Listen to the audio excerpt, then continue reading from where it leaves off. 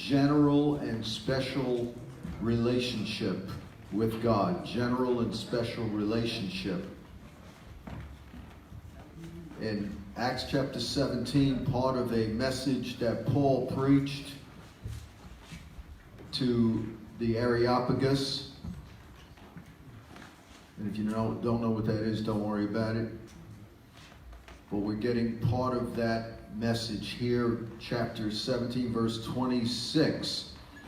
God made from one man every nation of mankind to live upon the face of the earth, having determined the allotted periods and the boundaries of their dwelling place, that they would seek God and perhaps feel their way toward him and find him. Yet he is actually not far from each one of us. For in him we live and move and have our being. As even one of your own poets have said, for we are his offspring. Being then God's offspring, we ought not to think that the divine being is like gold, silver, stone, or an image formed by the art and imagination of men. The times of ignorance God overlooked, but now he commands all people everywhere to repent, because he has fixed a day on which he will judge the world in righteousness by a man he has appointed, and of this he has given assurance to all by raising him from the dead. So when we think about relationships amongst humanity, we see that there are several categories that define the way people look at each other, view each other, and categorize and relate.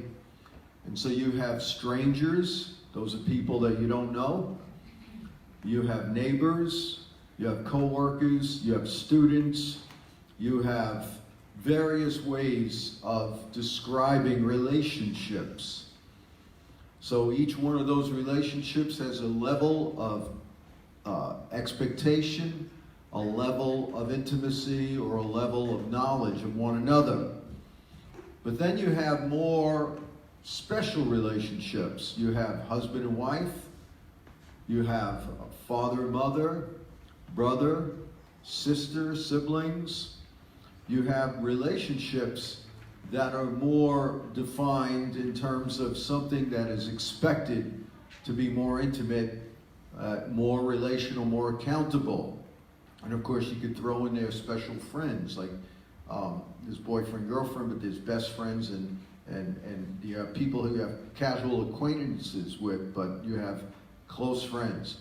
So all these signify various kinds of ways of connecting. When we look at Scripture, we see the same thing in relationship with the way humankind relates to God.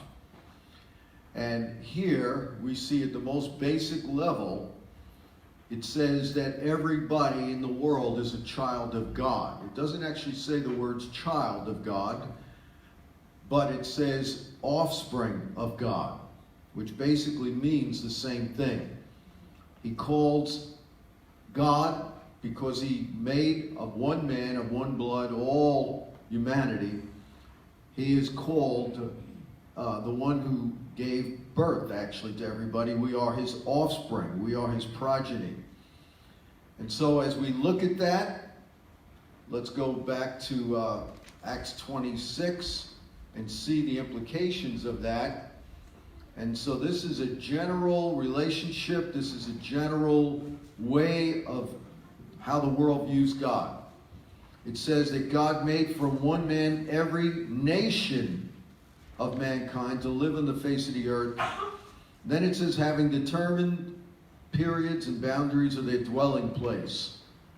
So God determined what nation you're going to be born in. He determined what time you're going to what year you're going to be born into, So you were born in the 1950s or 60s, whatever. What nation, all of that was determined by God. And it was determined by God for one reason. Verse 27, that they should seek God. So there is a general relationship that all of us have at birth. And God placed us in the nation with the parents, in the time that we are born. The city, everything he placed, he determined all of that, he choreographed all of that. And he did that so that we would not just view him as creator. It says that we would what? Seek him and feel our way towards him. Meaning it's not a specific roadmap that God gives us. He wants us to feel our way towards him. We may hear the gospel, we may not know if it's true or not. You're going to hear other philosophies, other religions, other things. But God set us up. He determined the way we ought to live. He determined our place.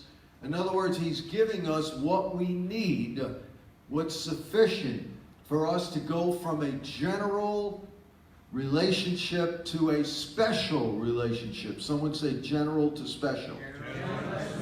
Doesn't matter where you were born, he gave you enough.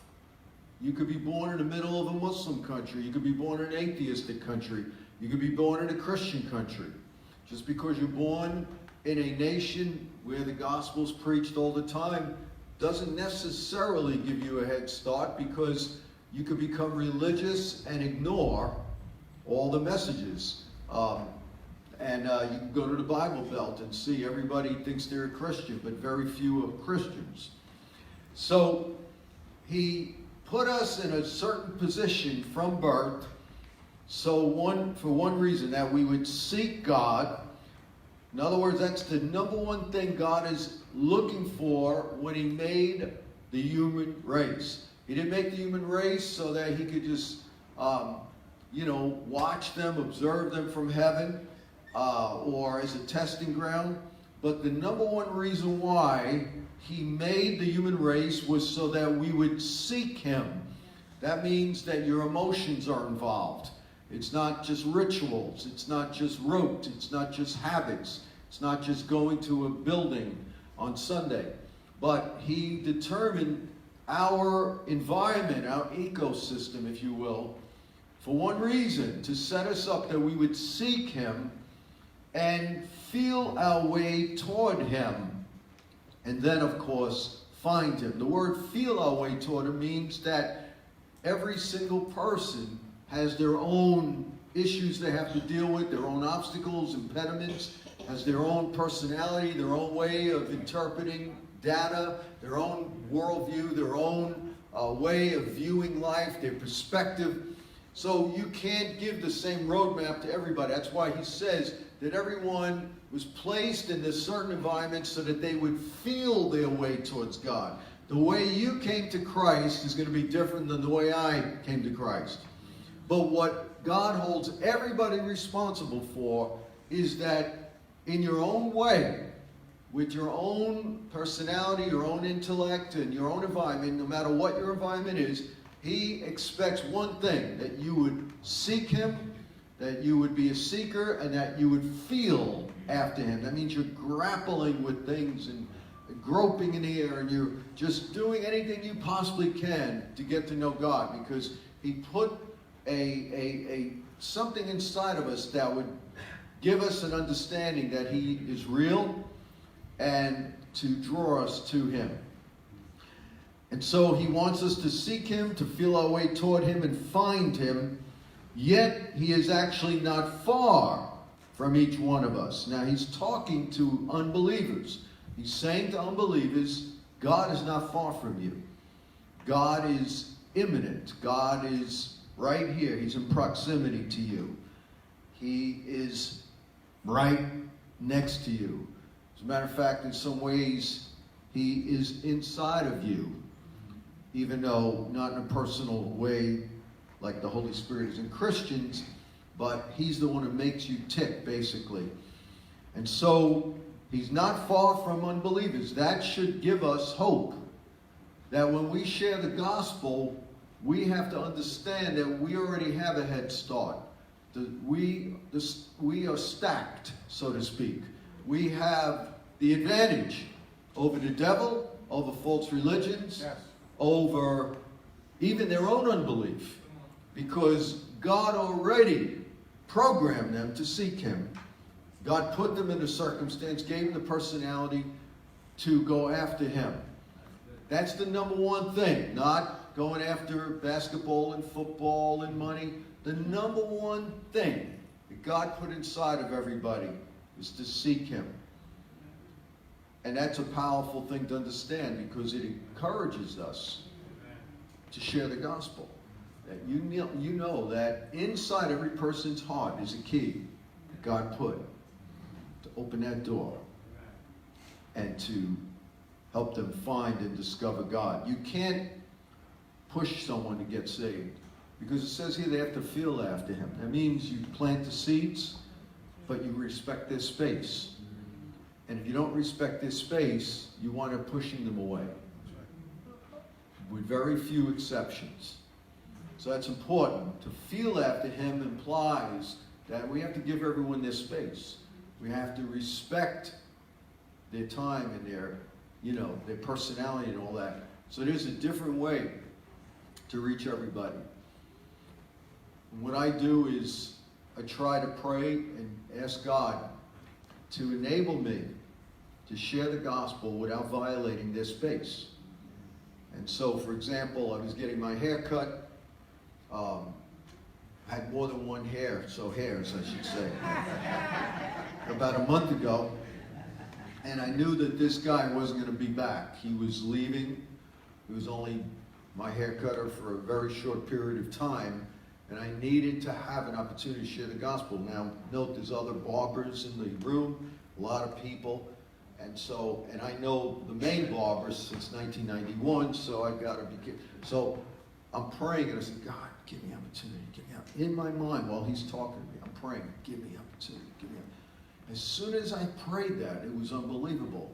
Out of nowhere, it wasn't even in the context of the conversation. He said, I started reading the Bible. And I said, you're reading the Bible? He said, yeah. And then I started sharing with him what to start reading. And then I started giving him a little bit of a story of, what I do for a living. And then next thing you know, I'm giving him my testimony. Now, all the other barbers are listening, and it's a fascinating story. And then the main barber stopped and he said, that is some story. And it was all done in a very organic way. It wasn't like, you're walking down the block and someone gives you a pamphlet and starts, pushing a watchtower on you or something. It was very organic. And I do the same thing when car service people drive. I pray and I say, God, make a conversation go towards a way that it seamlessly enables me to share the gospel. Because they're seeking after him. That's not what I have to get them to do. They're already seeking after him, even if they don't even realize it. My job is, how do I tap into their longing and their hunger in a way that fits their narrative, their story, without violating their space, because they're feeling after him, and share the gospel, and that works all the time. And I just pray. If the conversation doesn't go that way immediately, I just pray. And if God wants to open that door right there, he does it. So he says that he put us in that place that we may seek God, feel our way toward him, and find him. I love that, and find him. Ultimately, people are going to find him if they really want him, because he's not far from them. As a matter of fact, he's so close to every person. It says, in him, now he's talking to unbelievers. He's talking to people who are not Christian. And he's saying, in him we live and move. On a molecular cellular structure, they cannot live biologically without God. That's what he's saying. In him we live and move and have our being. Our very nature comes from God because we're made in the image of God. So if we're made in the image of God, irrespective of whether we believe in God or not, or follow Jesus or not, that means when we represent him accurately, it will naturally attract everybody. Does that make sense? It's not talking about acting like some religious fanatic, like my wife is saying, waving banners and shouting in other languages, and I don't know what these people are thinking sometimes. But it's a way that represents God that connects to them in their inner being. And he tells these unbelievers, being then God's offspring, we ought not to think that the divine being is like gold or silver or stone, meaning we can't create God in our image. He made us in his image. It's not up to you to define who God is. It's up to you to find out who God is. Then he says, the times of ignorance God overlooked, but now he commands all people everywhere to repent. Meaning, I want you to change your mind about me. I'm not an idol. I'm not an image. Recently, I was in a nation filled with idolatry. I've never seen a nation like it. And he gave me a good depiction of how it was like in the biblical days with statues of gods everywhere, or worshiping a king. And I was so shocked because I could never fully connect with this until I was in this nation. And I was in this nation that was Buddhist in its orientation. And there were Buddhist temples and gods and golden things and Buddha statues made out of everything you could possibly think about. Even flowers, every block, were devoted to Buddha or the king. And so God says, this is not who I am. But now, I'm not overlooking this. I'm commanding all people everywhere to change their mind about me. And that's what we have to understand, is that there is a day of reckoning that everybody's going to have.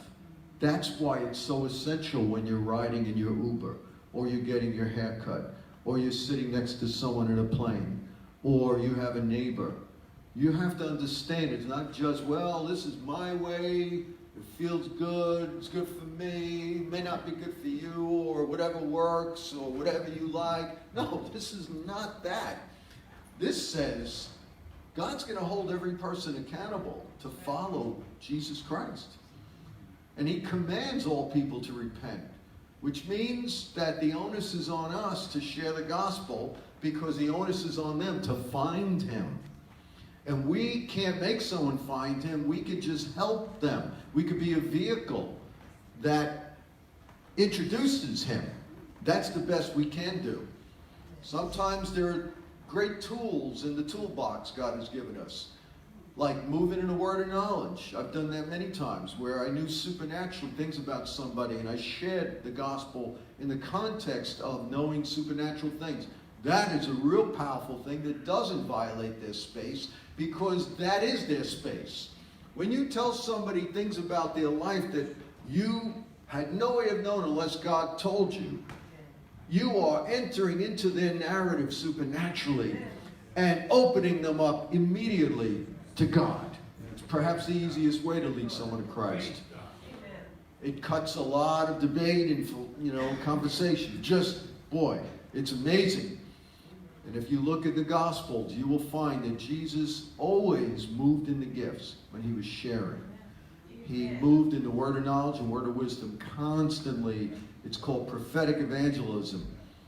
And so we find that there are tools that God has given us. But all of it should be motivated by love. Paul says in another place, the love of God compels us. Compels us. We know the fear of the Lord, but we also know the love of God. Why wouldn't we want to share what we have in Christ? Because there's nothing greater. There's nothing more abundant. It's a life that is a river of water flowing from our belly, which shows that God ordains us to be his vehicle of watering the earth. Jesus said, if anyone believes, out of his belly, out of his heart will flow rivers of living water. So you have that general relationship with the Father that we are accountable to understand.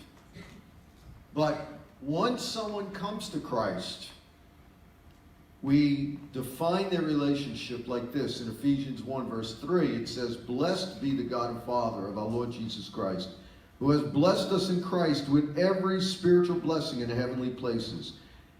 Now listen to this. "Even as he chose us in him before the foundation of the world." He chose us. Someone say, "He chose me." He chose me. So you have people that are feeling their way towards him, and some find him. And once they find him, they find out he chose you. Wow. Before the world was made, he chose us. He chose us for a special relationship.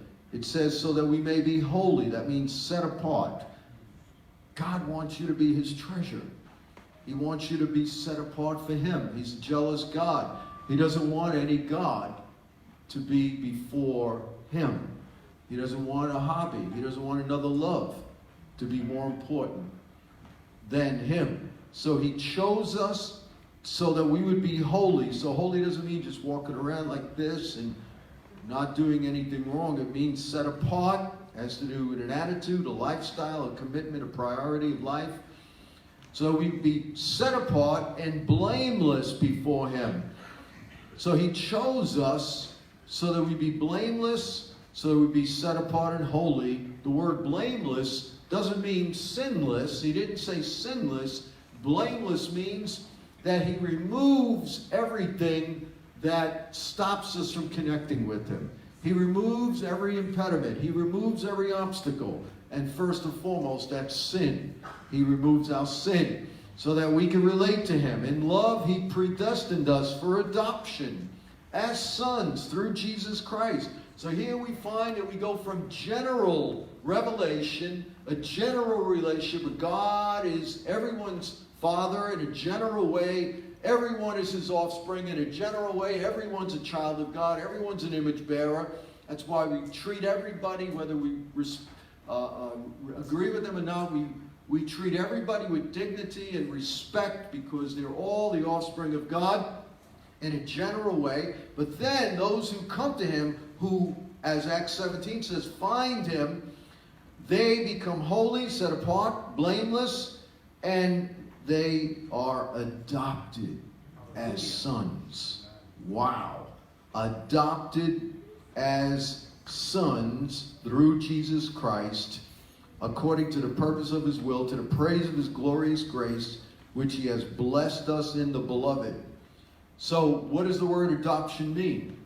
The word adoption means that God took us out of our sin, out of our enmity, out of our ignorance, out of our hatred, out of our separation, out of a general population that still doesn't know him. God took us out of that and he placed us into a special relationship where he now is not only our creator, he is our Father. Yes.